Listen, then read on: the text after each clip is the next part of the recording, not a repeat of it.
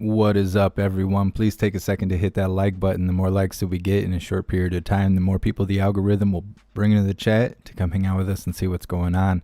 So please hit that like button and let me know how you're doing.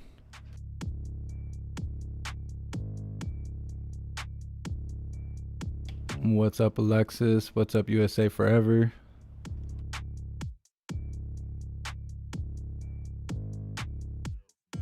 What's up, Emo B? No, he's not late. I was watching the National Desk, and he's there, I don't know, being strange with all the people at the facility he's at. But they ended up walking off, and they were like tossing their camera around and all this crap. And so we're just going to wait for the White House to show it. I'm sure the feed will be better anyway. The National Desk had a really blurry view of whatever was going on. You couldn't hardly hear anything. But he's there. He's definitely there. Who through Odyssey's undergoing development right now. I tried to set up Odyssey. I kept getting error messages, and eventually I got to a point where it just displayed a message telling me that it was under construction right now. So hopefully there's some good things to come. What's up, Dennis? What's up, Ryan? What's up, Sugar Crazy? No, I did not. Oh, I did. Why you posting my business in the Discord? I hope all of you are in the Discord. It has been really hilarious the last few nights. What's up, Adam? What's up, Dawn?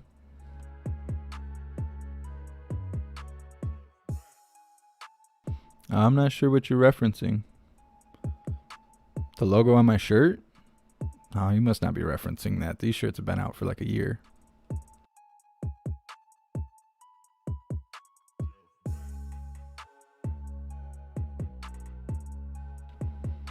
Yeah, Dawn.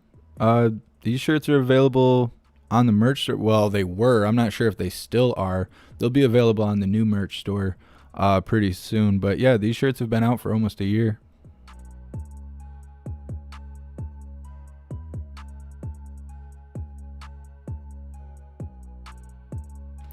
What's up, Manuel? What's up, Greg? No, I'm not rapping. Not today. Last time I played some of my music and stuff, half the chat left. We're not doing that today.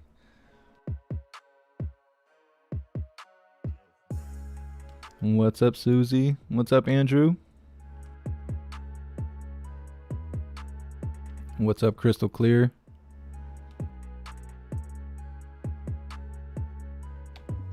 What's up, Eden? What's up, I'm a Star? What's up, Killer Koala? Let's see, how's our likes doing? Oh, come on, guys, we gotta rack them likes up. Let's get this chat full before Biden gets on stage and starts stammering and creeping us all out. I like all the Let's Go Brandon comments in the chat. That stuff is hilarious. CNN thinks they're funny. What's up, Kendra? What's up, Farm Girl?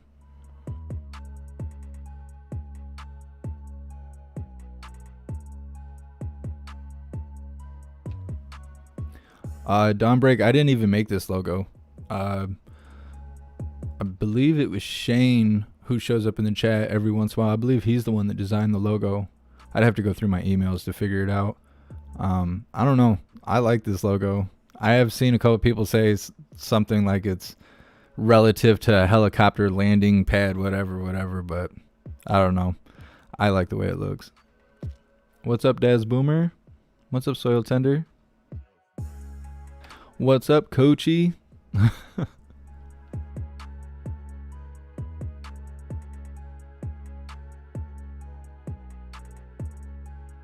What's up, Carolyn?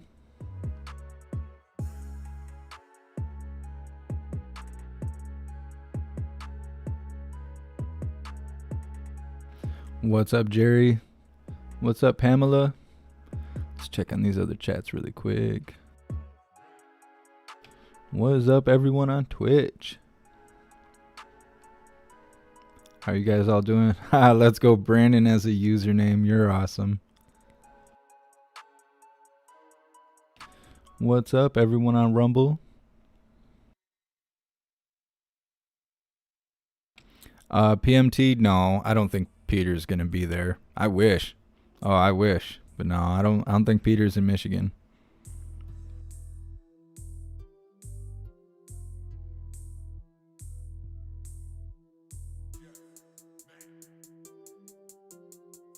I wonder if my Facebook went live. My Facebook is still acting weird, even though they came back.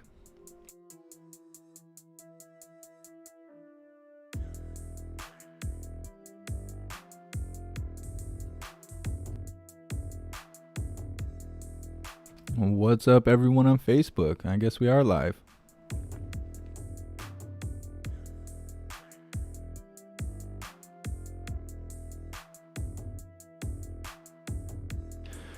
Well, Allie, so far they're 1 minute late.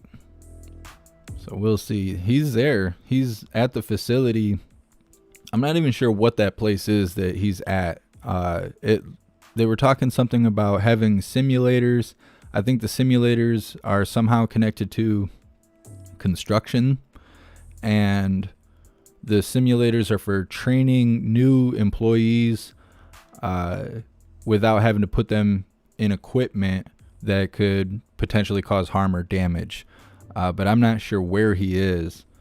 I don't really know much more than that. Everything I see just has the title that you see on the screen behind me. There's not any more context in that.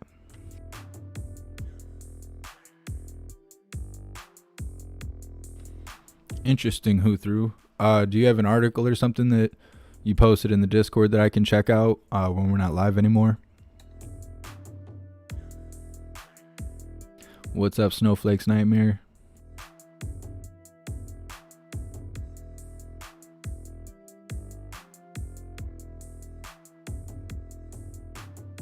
What's up, Jesse? Thanks for being here. Yeah, William, basically like video games. They were discussing hiring people in directly out of high school and being able to have a learning platform that they would understand. So yeah, I'm pretty sure it's relative to the same kind of learning curve as a video game. Oh yeah, I gotta send out my notifications. Just give me a moment.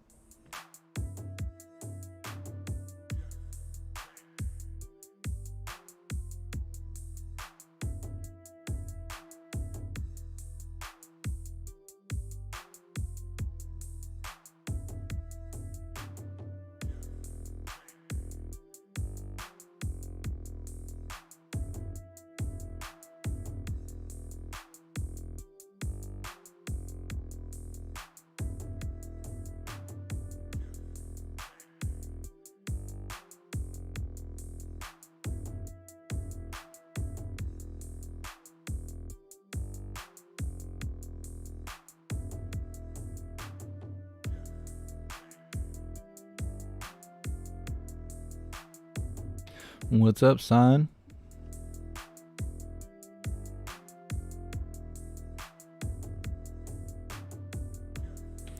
John Costello, I'm not sure if Facebook got hacked.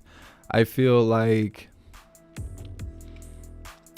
there's too many coincidences for that to be just some random hack. I know that supposedly Putin had threatened Facebook about something, and then the whistleblower thing happened, and then all of a sudden they went down for the first time since 2008, and there was actually a bunch of websites down, which kind of makes me think that the server went down. I don't really know how to describe it, the hosting platform for that real estate on the internet. I feel like that whole thing went down because there was a lot of websites down besides just social media. So I'm not quite sure how all that works, but I don't think it was a fluke or an accident. There's our ladies and gentlemen, terrible governor right there. John Osika, Training Director, Operating Engineers 324, and the President of the United States, Joe Biden.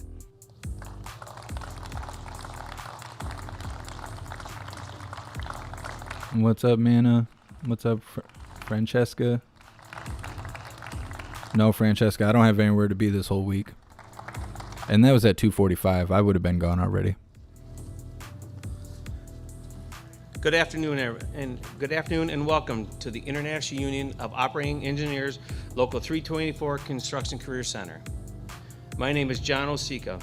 I'm the training director for this organization, and for statewide, we have 4 campuses, including the 560 acres that you are setting in today.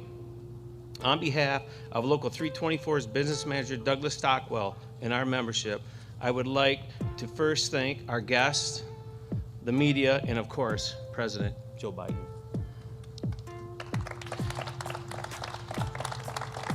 I also would like to recognize our International General President, James T. Callahan, who was unable to attend, but sends his warmest regards.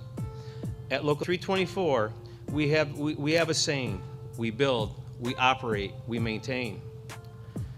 With over 14,000 members, Local 324 operates the heavy machines that propel construction, the roads, bridges, buildings, energy plants, pipelines, airports, and nearly every large-scale project in the state.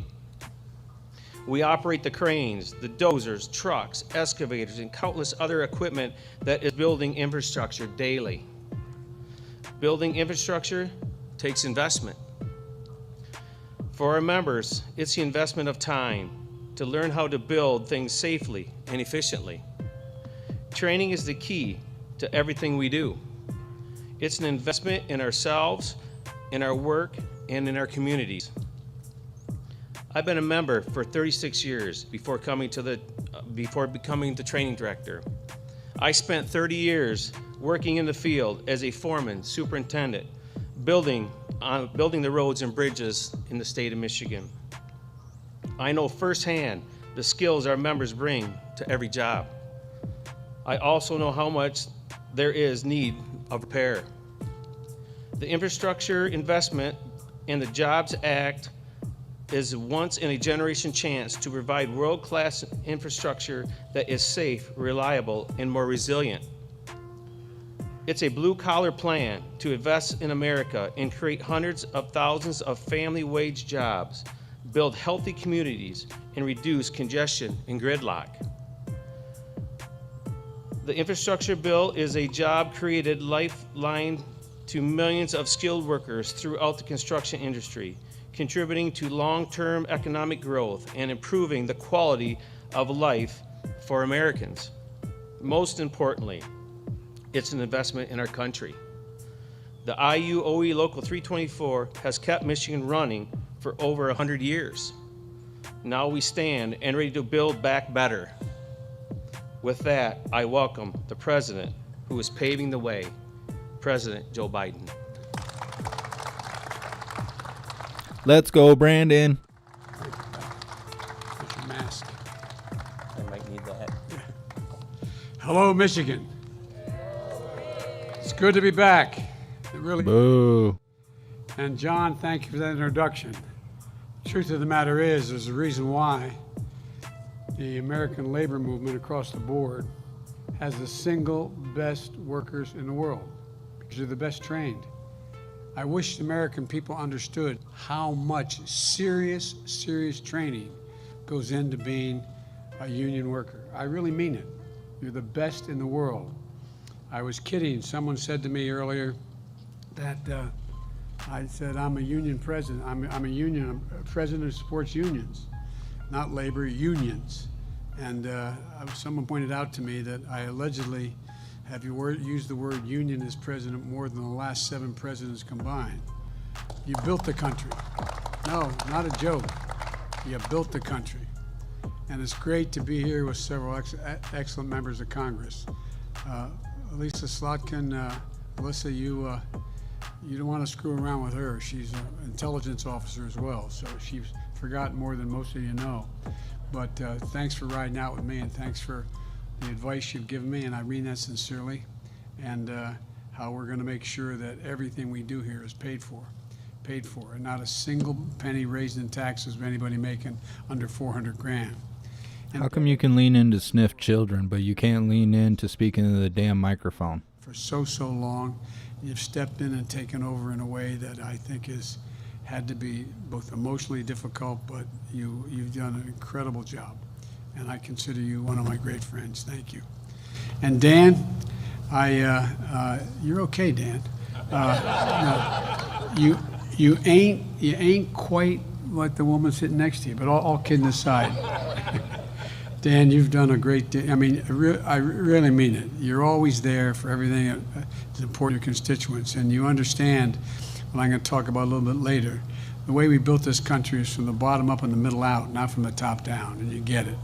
And Andy, as my dad would say, you got good blood, kid.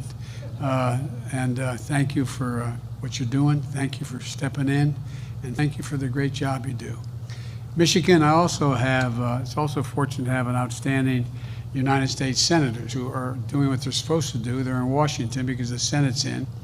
Debbie and Gary are in Washington now, and to cast some really important votes to keep things moving. And of course, it's great to be here with my friend. We become friends, an outstanding governor, one of the best governors in the United States of America, and her lieutenant governor who covers her in every way, both in terms of physically and mentally and every other way. And thank you for all you did to help me get elected. I really mean it. Thank you, thank you, thank you. Look, I know there's a lot of noise in Washington, there always is, but it seems to me a little more than usual now. A whole lot of hyperbole, a lot of heat, and I'm here today to try to set some things straight if I can. I want to talk about what's fundamentally at stake for our country now, at this moment. I know it's an overused phrase, but I've been using it a lot. We're at an inflection point. Anywhere from 40 to 80 years in America, there's an inflection point. We have to choose what direction we're going to go, what we're going to do, not Democrat, Republican, but who we're going to be. For a long time, America set the pace across the entire globe. For the better part of the 20th century, we led the world by a significant margin in investments in ourselves, in our people, in our country. We invested in our infrastructure, in our roads, highways, bridges, ports, airports, and the arteries of the nation that allow commerce to function smoothly and swiftly and allow us to generate significant income. We've invested in our people and opportunity. We're among the first to provide access, for example, to free education. It's the reason why in the 20th century we began to take off. It was back in the late 1890s. We decided among the first countries that we were going to be the first nation that every single American, regardless of their background, it wasn't at the time regardless of their background, but based on income, would have free 12 years of education. We invested to win the space race. We led the world in research and development, led to the creation of the internet. And but then something happened. We slowed up. We stopped investing in ourselves. America is still the largest economy in the world.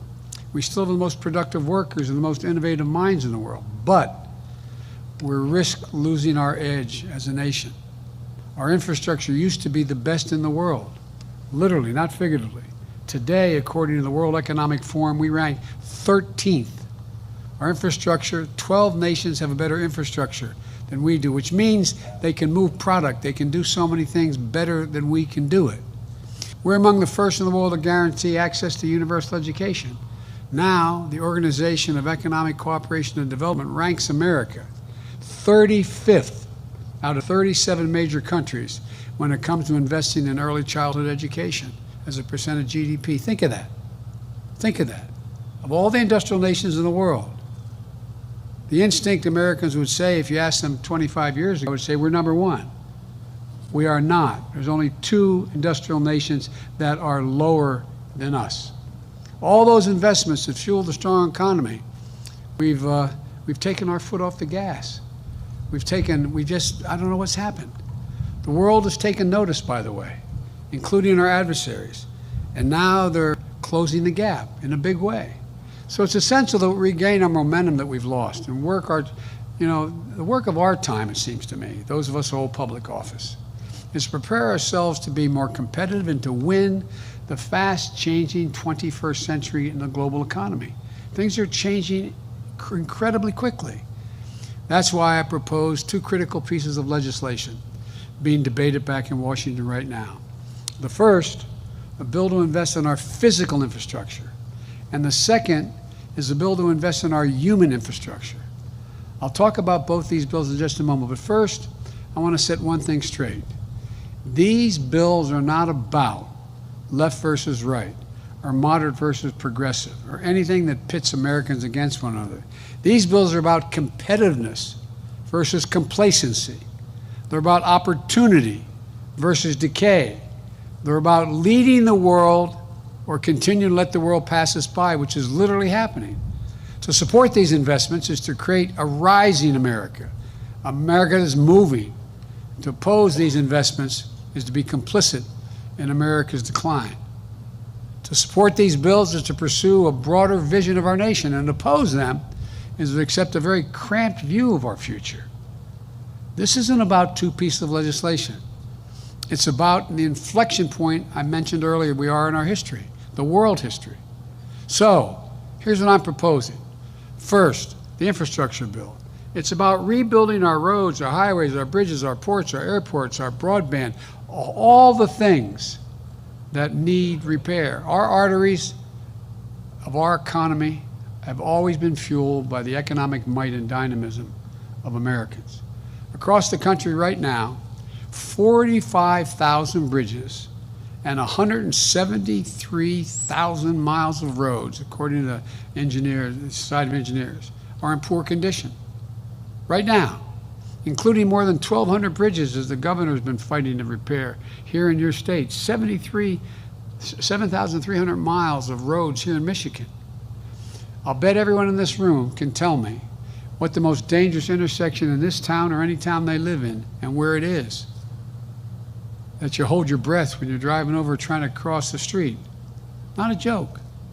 Working with the governor and members of the Congress here, we're going to put hardworking Americans like the operating engineers here in Howell on the job to bring back our infrastructure and bring it up to speed.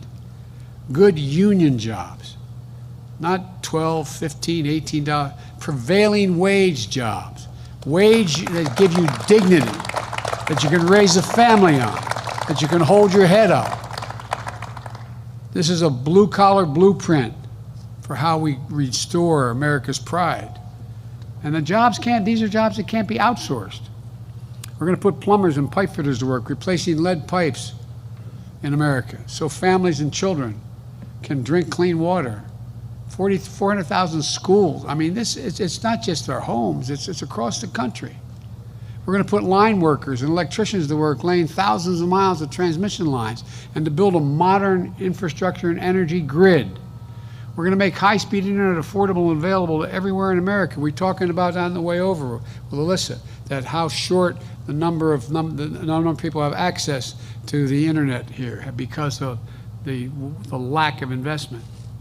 We're going to make the largest investment in public transit in American history. And we're going to make the most important investment in our rail system since the creation of Amtrak 50 years ago. And let me tell you, our competitors aren't hanging around and waiting to see what we're going to do. They've been pouring billions of dollars into infrastructure and into this training their people for years now. Take China, for example. Now, I've been clear that China uses unfair coercive practices to get ahead of their competitors, but that's not the whole of the story. They also invest in themselves. In recent years, China has spent around 3 times as much on infrastructure as a share of their economy than we have. 3 times. And they're not slowing down. Yesterday, my U.S. trade representative delivered an important speech on our competition with China. She pointed out that China made a major investment in steel plants beginning about 20 years ago. In the last 20 years, half of American steel companies have been shuttered. We went from 100 U.S. steel companies to 51. And employment in the American steel industry dropped by 40% since the year 2000. China now produces more steel in 1 month than America does in an entire year. You can see it in the sector after sector. Other countries are speeding up and America's falling behind. We've got to reset the pace again. It's interesting he's outside, but there's an echo like he's inside. For example, here in Michigan, we need to make sure that American auto workers lead the world in electric vehicles. And some of you came to the White House when I had the chairman of the board of General Motors, Chrysler, and General Motors, Chrysler, and Ford. You know, and what did they decide to do? They decided they're going to lead the world and they're going to build more of the electric vehicles than any other country. But guess what? China's not waiting around. They manufacture more than twice as many electric vehicles as we have over the last decade. They control more than 75% of the battery market. And they're poised to invest another $14 billion in charging capacity now in their country. Back in May, I had the chance to tour Ford's new state-of-the-art facility in Dearborn, where union workers are building the first ever all-electric Ford F-150. I got to drive that sucker. It's quick, 0 to 60 in 4.1 seconds. And it's a big boy. It's a big one. Months later, I hosted the big three automakers at the White House, where the Ford 150 was joined by the GMC Hummer and the Jeep Wagoneer, all going electric, all in partnership with the UAW. The whole world knows that the future of the auto industry is electric. We need to make sure America builds that future instead of falling behind. We should build those vehicles and the batteries to get them here in the United States of America. That's what we should build here in the state of Michigan. I want those jobs, and no, I really mean it. I want those jobs here in Michigan, not halfway around the globe. That's what my plan will do. The infrastructure bill will put in motion the union workers on the job installing national network of hundreds of thousands of charging stations along our roads and highways and communities, over 500,000 of them. And by the way, parenthetically, when you build a charging station, it's like back in the day when my grandpa worked for the American Oil Company back in the turn of in the 1920 in that area. They went from state to state convincing people that they allow them to put 20,000 gallons of gasoline under the ground. They didn't want them around. But guess what happened? Everything builds up around them. You put these charging stations along there, how are you going to see a significant economic development go well beyond the charging station? And the Build Back Better plan will boost our manufacturing capacity, investing in new and retool facilities that employ American workers with good wages and benefits. That includes grants to kickstart new battery and parts productions. That purchasing incentives for families to buy clean, union-made vehicles like the ones championed by Debbie and Dan and the Senate and the House. And loans and tax credits to boost clean vehicle manufacturing. Look, these are the kinds of investments that get America back in the game and give our workers a chance. My plan also makes historic investments in clean energy, including tax credits, to help people do things like weatherize their homes, install solar panels, develop clean energy products, to help businesses produce more clean energy. All told, this project will save literally hundreds of millions of barrels of oil on a yearly basis. Not a joke. These credits, those credits could cut the cost of installing the rooftop solar by about 30%, helping families cut their utility bills and helping the country cut its emissions. My infrastructure bill will put Americans to work in long overdue national environmental cleanups. I want a Job Corps, just like Roosevelt had a Job Corps, but an environmental Job Corps of over 1.6 million people.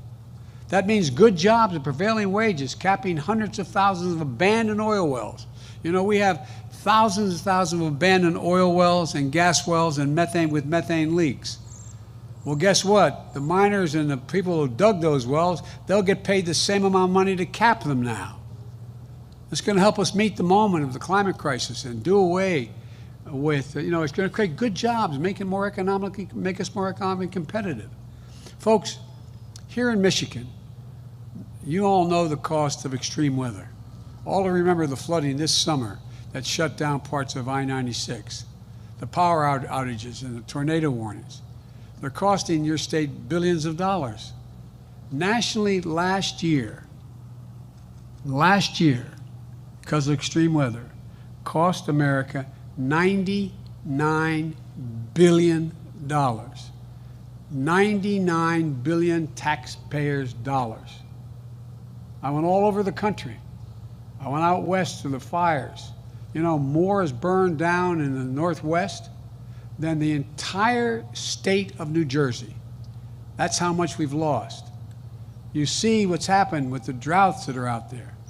You see reservoirs that are down 30, 40, 50 feet. You're worried about the cooling down. You're worried about whether you're going to have what the Colorado River is going to do. This is a big deal. This is gigantic. And we're not going to ease up. We're not going to ease up in any of this. We have to invest in resilience. resilience. You saw Texas, their entire power grid went down because they had no resilience, the ability to build back and build things stronger. Why a lot of those fires in the far west? And because guess what? It's a hell of a lot safer to have those wires underground, not being knocked down by high winds and tornadoes and the like, causing fires. Look, we haven't passed a major infrastructure bill for decades in this country. It used to be a normal thing to do. It used to be a bipartisan thing to do. If we get this done, we're going to breathe new life into our economy and our workers, and we're going to breathe cleaner air. Economists left, right, and center agree. Early this year, Wall Street, not some liberal think tank, Wall Street and a Wall Street outfit called Moody's projected that the investments in these bills could help our economy create an additional 2 million jobs per year, every year, 2 million per year. That's going to be transformative. And here's the deal. The jobs in my plan are people who too often felt left behind and were left behind, left out. 90% of the jobs in this bill, these bills, in my infrastructure plan, don't require a 4-year college degree. We need to get this done. But it isn't enough just to invest in our physical infrastructure. We're going to lead the world like we used to. If we're going to do that, we have to also invest in our people, like you do right here in training, this training facility. That's why my second bill, the Build Back Better plan, that's what it does. Take education, for example. When America said everyone is entitled to 12 years of free public education, universal, a century ago, it gave us the best educated, best prepared workforce in the world. That was one of the reasons why America began to grow so rapidly. It's a big part of why we led the world the bulk of the 20th century. But guess what? If we're going to put together a committee today, like they did in 1898, I think it was, and we were going to invent a public education system, is there any chance we'd say that we thought 12 years was enough in the 21st century? Just 12 years? I don't think so. Study after study shows that the earlier our children begin to learn in school, not daycare, the better for themselves, for their families, no matter what the background they come from, no matter what their background. Recent university studies point out that they're increased by 56% the chance for them to get all the way through 12 years of school without getting in trouble. It's a gigantic deal.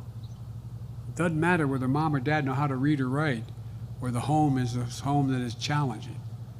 But right now, we're lagging behind, while other countries are investing in their children. Today, only about half of 3- and 4-year-olds in America are enrolled in early childhood education. In Germany, France, the United Kingdom, Latvia, that number is more than 90%. 90% of their 3- and 4-year-olds. We're falling further and further behind the curve. It's not just early education. According to one study, we rank 33 out of 44 advanced economies when it comes to the percentage of our young people who have attained a post-high school degree. Anything after high school. We're at the bottom of the heap. I'll bet if that was on a quiz, you're on one of these quiz shows, I ask you that, you would have said maybe we're 2 or 3 or 4. It's ridiculous. My Build Back Better plan gets us back on track. We'll make 4 additional years of public education available to every person in America. 2 years of high-quality preschool at the front end, and investments in community colleges so our students can gain skills they need to carve out a place for themselves in the 21st century economy. And also increase Pell Grants. They're grants for kids making families less than 50 grand, helping them get through community college or a historically backed colleges in order to be able to get a shot so they can live, they can eat while they're going to school. And we'll invest in historically black colleges and universities, which are an essential asset to help to support and to make sure that young people of every background and circumstance have a shot at good paying jobs. Look, this bill also invests in our workforce by providing so much needed breathing room for working families. After all, how can we compete in the world If millions of American parents, especially moms, can't join the workforce because they can't afford the cost of child care or elder care and have to stay home. For example, here in Michigan, the average two-parent family spends $10,400 on child care costs for just one child each year. 30 years ago, the United States ranked sixth among advanced economies in the share of women in the workforce. You know where we are today? 23. 22 countries have a higher percentage of their women in the workforce making a competitive wage than the United States. While our competitors are investing in the care economy, we're standing still. And the fact is, millions of American parents are feeling the squeeze, having a hard time doing their job, earning a paycheck while taking care of their children or aging parents, and at the same time in this sandwich generation. My Build Back Better plan is going to change that. It's going to cut the cost of child care for most Michigan families by more than half. It's going to extend historic middle-class tax cut to the child care tax credit, which we passed in my American Rescue Plan. Now, most people don't know. If you walk to the average informed person, doctor, lawyer, or whatever, and said child care tax credit, they're not sure what that means. Well, what it means is, if you were making a decent salary and you had 2 kids or 3 kids or 4 under the age of 18, you get to deduct $2,000 for each child off your bottom line of your taxes you owe. Well, guess what? If you're making $15 an hour, you don't have any taxes to pay like that. So guess what? You got nothing. Zero. No help. My friends in the other team have no problem giving billionaires and millionaires gigantic tax breaks. This is a tax cut. What it does is, now, and it's in place, and people in your state are understanding it now, instead of it provides it up the ante how much you could get for a child under 7, you get $3,600 tax cut on a yearly basis. And you get $3,000 for a child under 17. But guess what we did?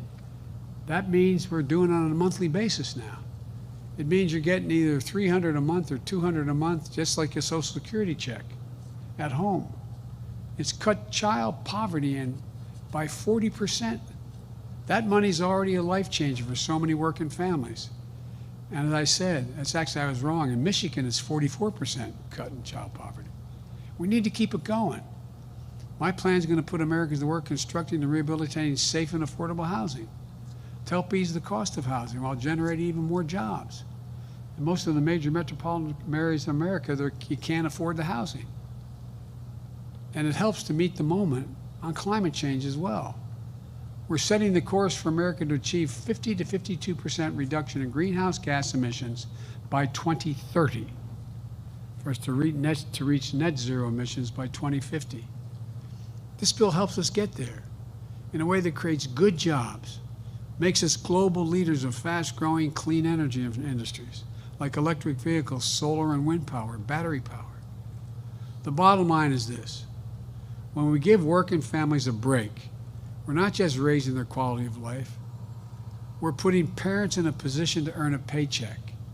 We're also positioning our country to compete in the world. That's what these bills are all about. If you want proof, just come to this training facility. This is where hard-working folks come to learn how to operate road graders and so much more. Where workers use virtual reality to master operating a crane. And learn how to deal with drones, to look underneath bridges and so on. Where young people in Michigan show up and emerge as expert technicians, engineers, heavy equipment operators. They leave here with a shot at something great, a union job with good wages and benefits that allow them to maintain their dignity and their pride. It's a ticket to the middle class. This is where the economy starts, with you, your skills, your dreams, and your limitless potential. The only thing we've been missing is the will from Washington to finally build an economy around you, an economy that gives you and your family a fighting chance to get ahead, gives our country a fighting chance to compete with the rest of the world. We can't get here thinking small. We have to think big. Let me be clear. We need to prepare for 10 years down the line. That's what these bills do. Both these bills spend out over 10 years. not in the first year. So if you take the infrastructure bill, folks, it's described as a $1.2 trillion bill. What that means is that of all those investments in road, bridges, high-speed internet, water, everything else, all of it would be less than 0.5% of our economy each year. And it's all paid for. And they don't increase the debt because they're paid for by asking the very wealthy to begin their pay their fair share. As a matter of fact, a significant portion of this plan cuts taxes for working people. And best of all, the cost of these bills in terms of adding to the deficit is zero. Zero. Zero. And I made a commitment when I wrote these when I was running. No one making under $400,000 a year will see a penny in their taxes go up. That's why in the infrastructure bill, there is no gas tax increase, because people making under 400 would have to pay more. It's simple. If you're working here at this facility, or your spouse is a teacher or a firefighter, there's no reason why, combined, why millionaires and billionaires in this country should be paying at a lower tax rate than you do. Hear me again now. A lower tax rate. A police officer, a teacher, a union crane operator, and a nurse, they paid a higher tax rate. A higher tax rate. You lower your goddamn voice, Joe. A significant portion of the major corporations in America and the super wealthy. Look, it isn't right. Isn't it right that 55 of the largest corporations in America in this country, and I come from the corporate capital of the world, more corporations are incorporated in the state of Delaware than every other state combined. But you know how much those 55 companies, I could go on more than that, they made over $40 billion and they paid zero in federal income tax. Since the pandemic began, the number of billionaires, and I forget the exact number there are in America, have seen their wealth go up collectively by $1 trillion. $1 trillion. Isn't fair. It needs to change. Look, working folks understand that. That's why, despite the attacks of misinformation, my plan has overwhelming support in the polling data from the American people. They understand what's at stake. They understand that workers and families have a better shot. Americans have a better shot. I'm a capitalist. I think you should be able to go out and make $1 million or $1 billion, but just pay your fair share. Join the crowd, man. They know that this is about dignity and respect. It's about changing the paradigm so the economy works for you, not just for those at the very top. It's about building this economy from the bottom up and the middle out. That's what I've done my entire career. That's why I ran for president. As I said, I'm a capitalist. I think you should be able to make a lot of money in America, but just pay your fair share. Pay your fair share. I took this agenda to the country. They said it was time to build an economy that looks out from Scranton, Pennsylvania, where I grew up as a kid, instead of looking down from Wall Street. An economy that looks out from Howell, Michigan, and towns like it all over America, that brings people from every race, background, religion into the game. That's what, and notwithstanding some of the signs that I saw come, that's why 81 million Americans voted for me. The largest number of votes in American history. A clear majority. Fuck you. Were supported when they supported me. Look, it's now time to deliver. Let me close with this. The world's watching, not a joke. The autocrats of the world believe the world is moving so rapidly that democracies can't generate consensus quickly enough to bring their people together to get things done. They think democracy is not a joke.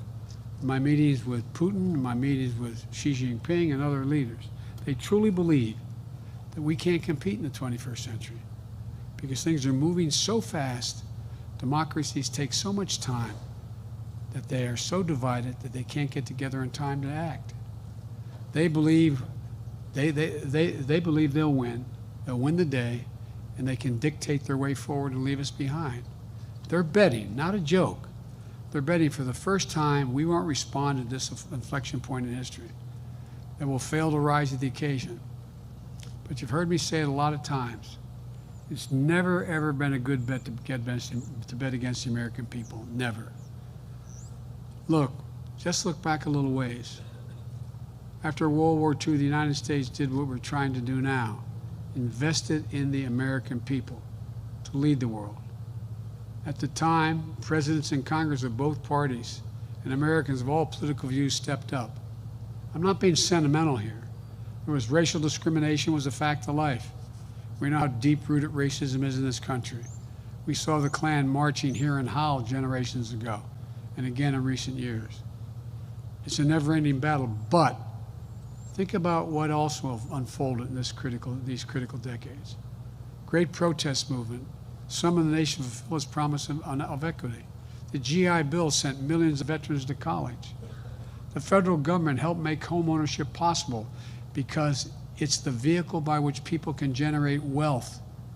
Most of us who come from lower and middle class backgrounds, that's how our parents were able to generate any wealth, the investments in our home. For those who could previously only dream of having a house to call their own. We invested in the interstate highway system, propelling our economy into the future. We invested in the space race, which led to huge strides in technology. We invested in something called DARPA, a program within the federal government that helped create the internet. Folks, we need to step up again. But the challenge of today is one of economic competition. Let's learn from that history. Not because it was perfect, because Americans then did what we must do now. Invest in ourselves to show the world that American democracy works. And that given half a chance, there's nothing, not a single thing, we can't achieve when we do it together. I know we can do this. I'm positive we can. I've never been more optimistic about this country than I am right now. We're going to restore faith, pride, and dignity, the future of this country. And we're going to pass both of these bills and start building this economy to beat the competition and deliver for working families. Thank you. May God bless you. May God protect our troops. Let's get this done. Thank you. The nerve of that asshole to say that. May God protect our troops. Fool. You can get my channel banned, getting me speaking openly. This guy's an idiot. Alright, well, there's only one way to correct all that nonsense he just said, and that's with the Pledge of Allegiance. Give me a second here, let's get it set up.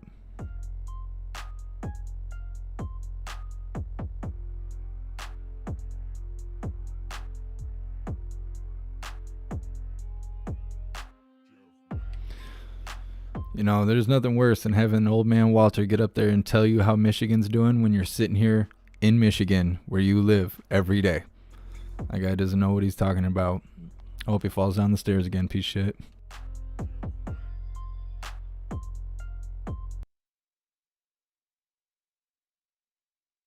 All right, join me for the Pledge of Allegiance.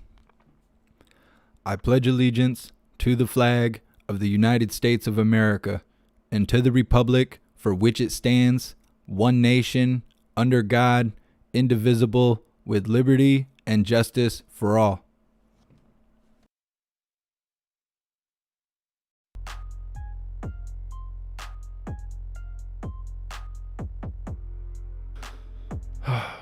I really wanted to hear chanting. I wanted to hear some "Let's Go Brandon" so bad, but you know, he's only got Richie Rich and elected officials around him right now. There's no real people there. Otherwise, it'd have been loud and clear.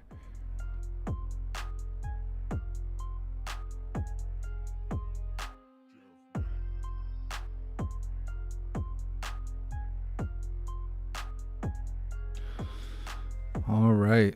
Yeah, trigger crazy me too. I'm about to drink a Bud Light here in a second. Not that I want to, but we're all out of our seasonal Oberon over on this side of the state, unfortunately. But regardless, there's nothing else scheduled for the White House today. Maybe there'll be some action later on. I know the whistleblower thing was going on earlier. There was also a bunch of idiots shaving their heads at Washington, D.C., protesting free citizenship. Could you imagine going into a country illegally and then start making demands right in front of the Capitol? You got to have some nuggets on you to be able to do some stupid stuff like that.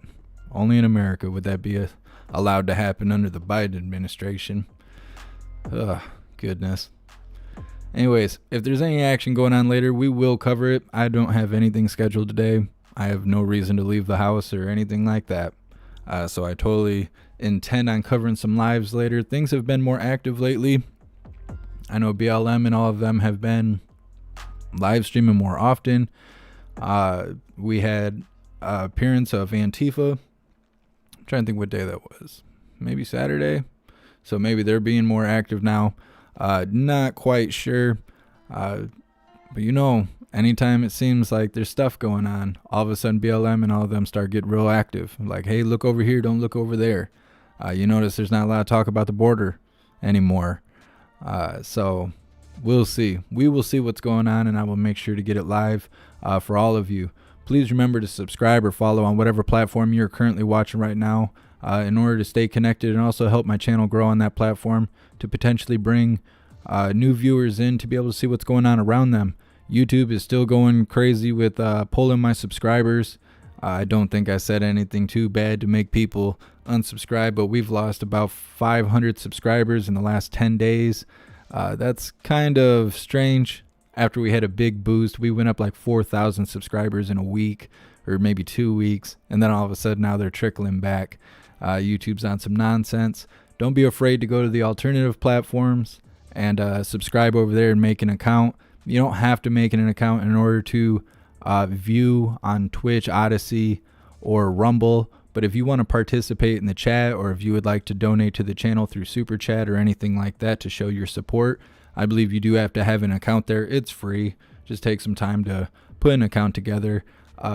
Preferably, if in my preference, try and have the same name when you go to an alternative platform. That way I recognize who you are. I know a lot of you don't believe it, but I actually know all of you by name because I see so many of you every single day here in the chat, and I really appreciate all of you being here.